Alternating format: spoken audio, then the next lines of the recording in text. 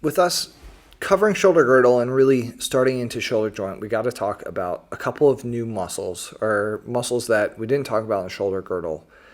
And what we really need to be thinking about is that there's two different types of glenohumeral muscles. We're going to have intrinsic glenohumeral muscles, and we're going to have extrinsic glenohumeral muscles.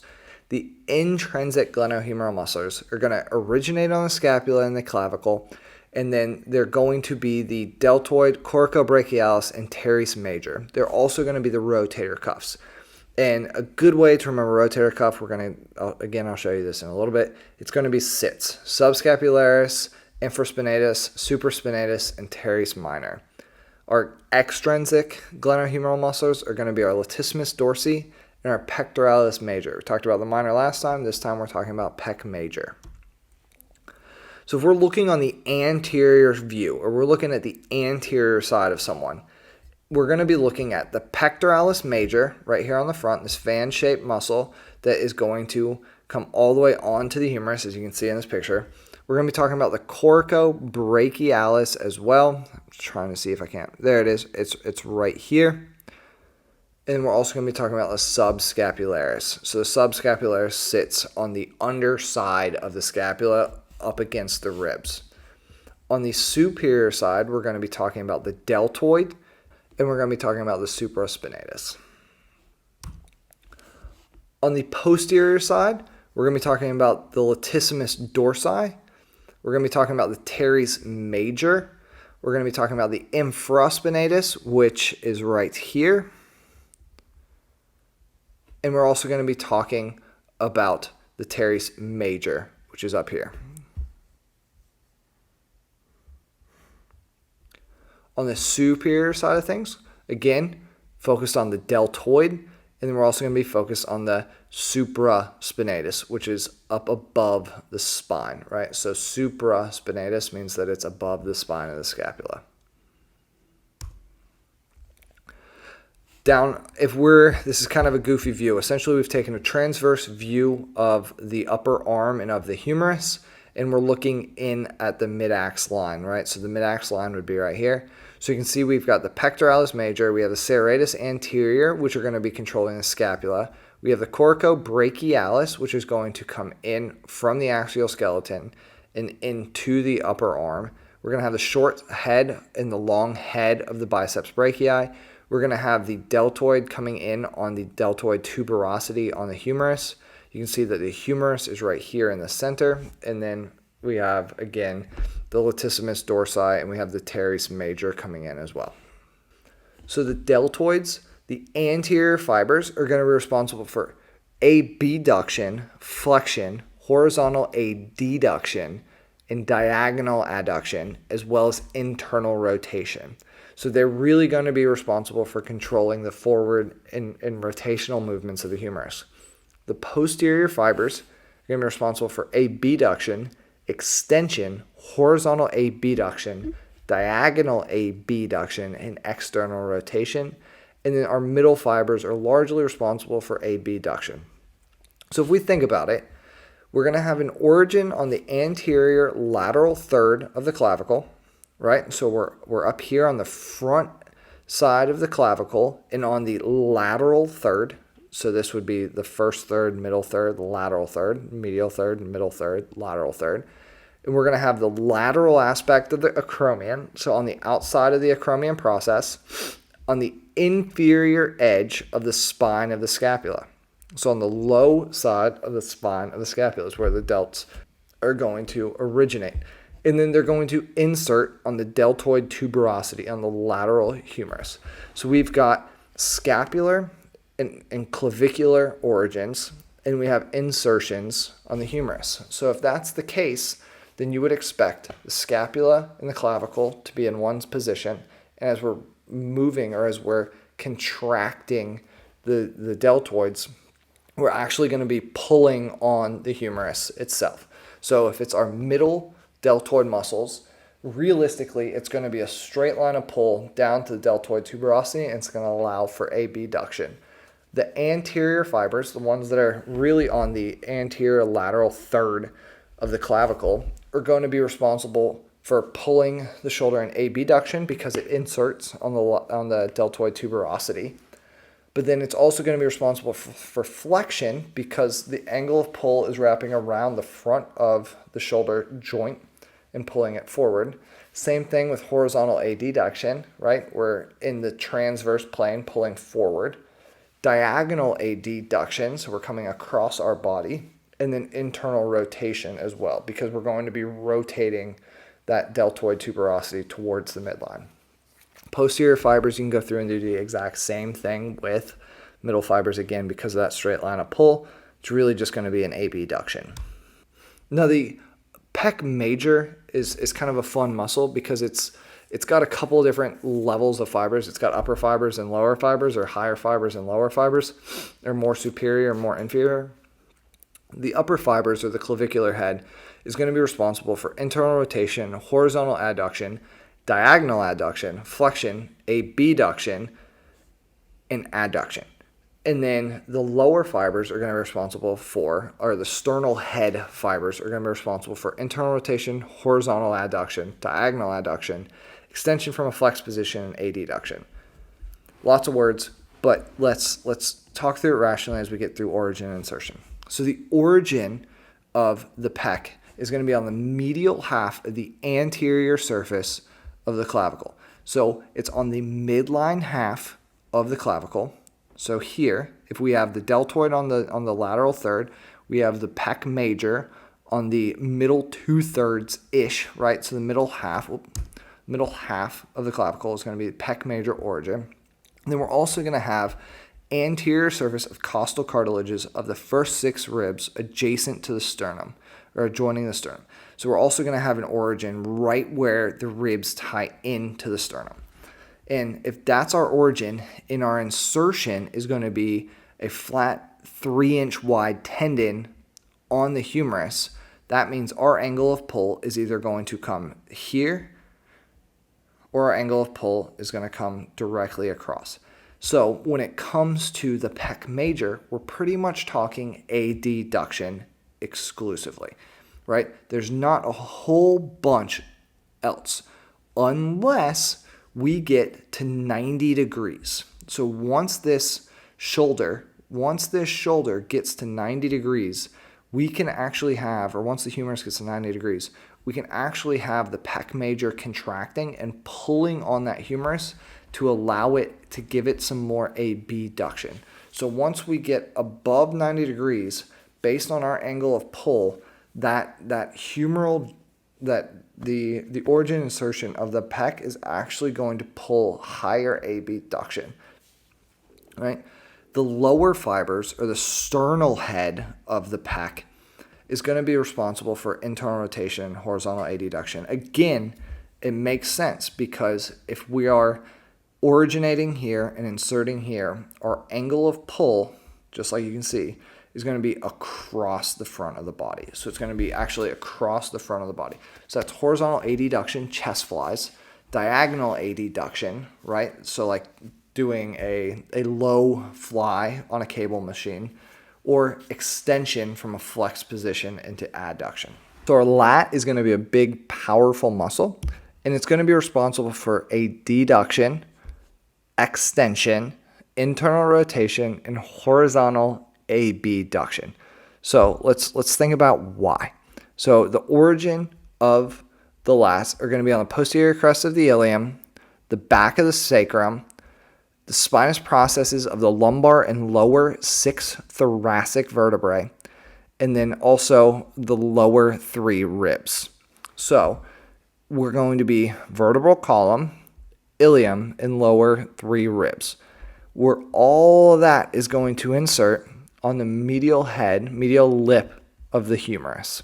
So you can see that all of those muscle fibers tie in to the humerus. So if we think that the insertion is going to move towards the origin, we're going to be pulling back on the humerus in an extension position. We're also going to be taking and pulling down on that humerus as we contract. We're going to be pulling down on that humerus, pulling it back towards the midline. So we're going to be going through adduction. We're also, because of where it is on the anterior view, because of where the insertion actually is on the anterior side of the humerus, you can see that it's actually going to cause some internal rotation of the humerus. So if you think that this muscle is actually wrapping through underneath the arm and inserting on the front end of the humerus, front side of the humerus, the anterior side of the humerus, you're actually going to, as you pull, rotate that humerus inside of the glenoid fossa. And you're going to rotate it internally. And it's also going to be responsible for horizontal abduction, right? Horizontal abduction. And in fact, if you put your hand on your lat as you go through horizontal abduction, you can feel your lat fire just like that. So Arteries Major is going to have an origin on the inferior third of the lateral border of the scapula. A lot of words. It's going to originate on the very bottom of the scapula, right? And it's going to insert on the medial lip of the intertubercular groove I hate that word, groove of the humerus. So it's going to actually insert in a very similar location as latissimus dorsi, right? So it's going to be responsible for extension because it's going to be pulling back towards the midline, back towards the middle of the scapula. It's going to be responsible for internal rotation, just like the lats were, because they were rotating that humerus within the glenoid fossa because it's going underneath and kind of underneath the armpit, if you will. And then it's going to be responsible for adduction because muscles contract and bring the insertion towards the origin. You're going to actually be pulling that humeral head in towards the scapula. Our coracobrachialis is going to be responsible for flexion, adduction, horizontal adduction, and diagonal adduction. A lot of adduction, right? Let's think about why. So it originates on the coracoid process, and it inserts on the middle of the medial border of the humeral shaft. So because of the angle of pull, it's actually going to be pulling the humeral head in, right? At the same time, it's also going to be pulling the humeral head up. So as this muscle shortens, it's going to pull the humeral head forward in flexion. And it's also going to bring that humeral head in as well because of the angle of pull, right?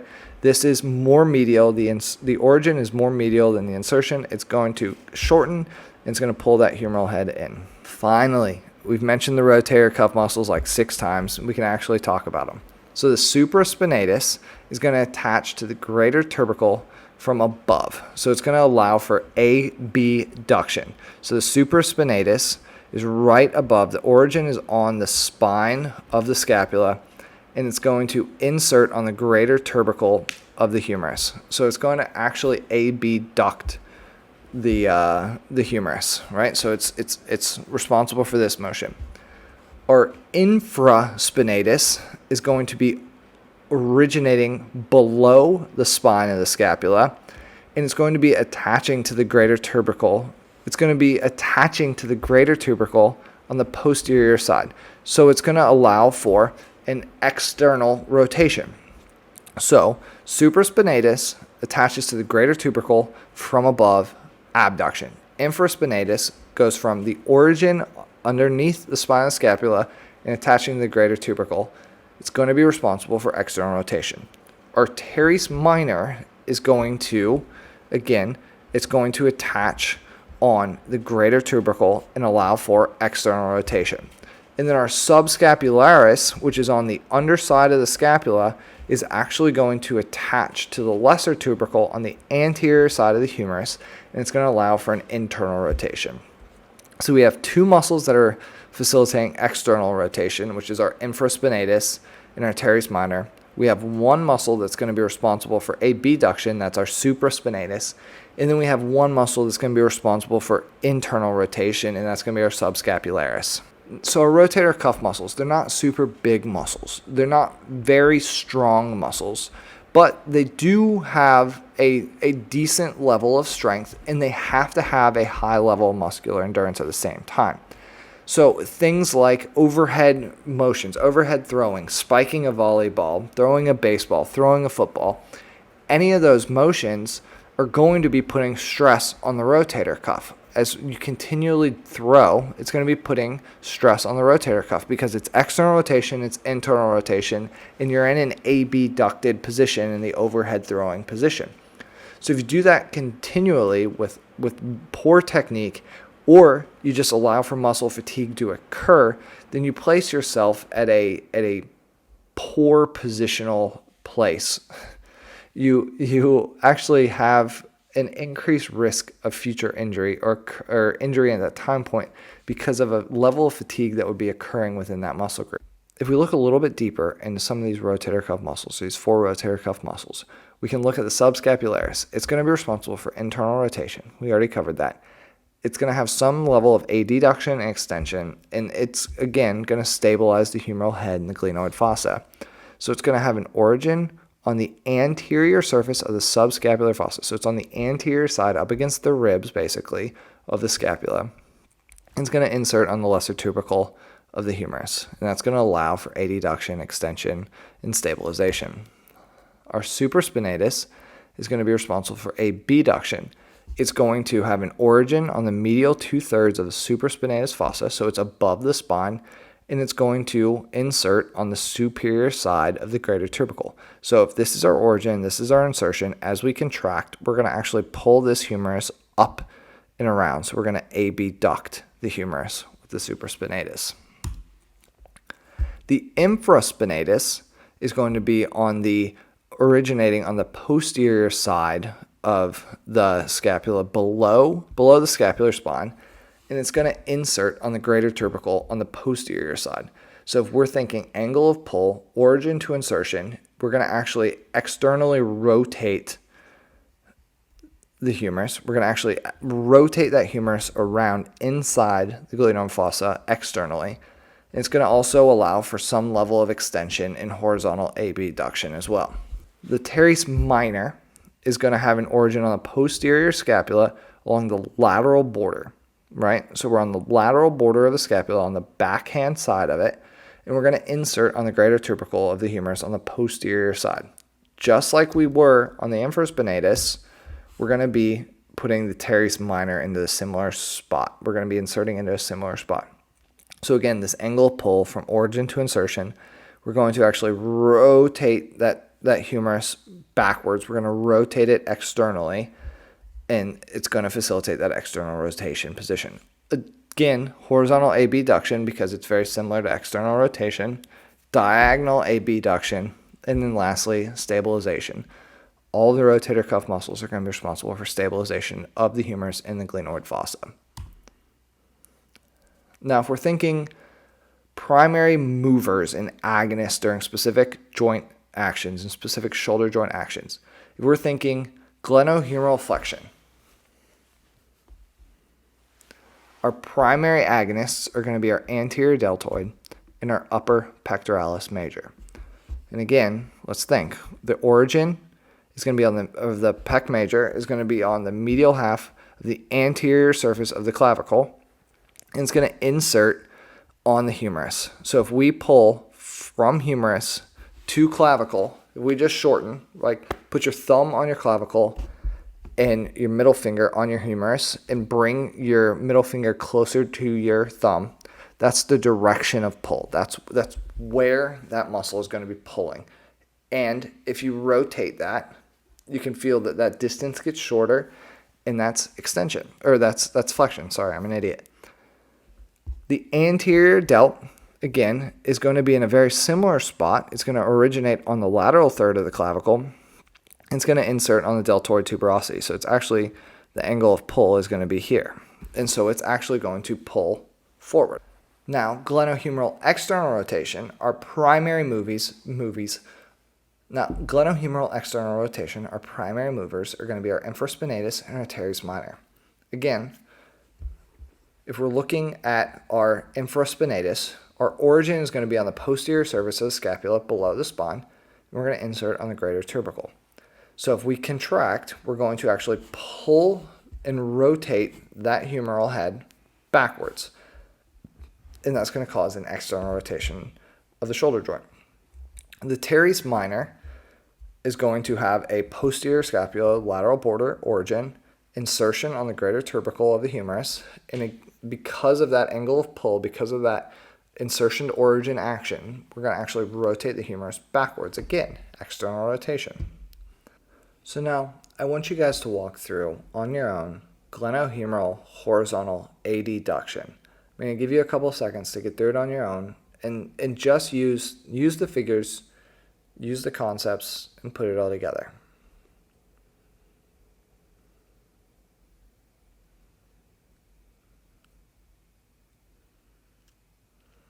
That's the shoulder girdle, and that's the shoulder joint.